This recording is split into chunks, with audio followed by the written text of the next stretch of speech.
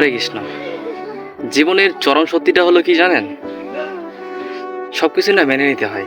যত কষ্টই হোক না কেন সবকিছুই মেনে নিতে হয়। বাস্তবতা যখন যে পথেই নিয়ে যায় তখন সেই পথ দিয়ে আমাদেরকে হাঁটতে হয়। তবে একটা সত্য কথা বলি কি জানেন? যতই খারাপ পরিস্থিতি আমাদের সামনে অপেক্ষা করুক না কেন, যদি সফল হতে চান, যেমন একটা জিনিস দেখেন, অন্ধকারের পরেই কিন্তু আলো ওঠে। সূর্য যেমন ওঠে তেমন কিন্তু ডোবেও। তেমনি করে জীবনে অনেক খারাপ পরিস্থিতি আমাদের সামনে অপেক্ষা করবে, তবে কখনো থেমে থাকা যাবে না।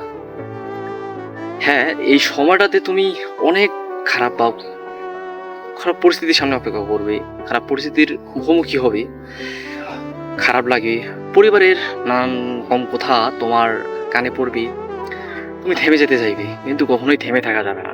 তুমি যদি থেমে যাও তো কি বলবো আর, থেমেই গেলে। আর যদি চেষ্টা করো তাহলে অবশ্যই একদিন না একদিন সফল হবে। ভালো থাকবে সবাই, সবাইকে নমস্কার। হরে কৃষ্ণ।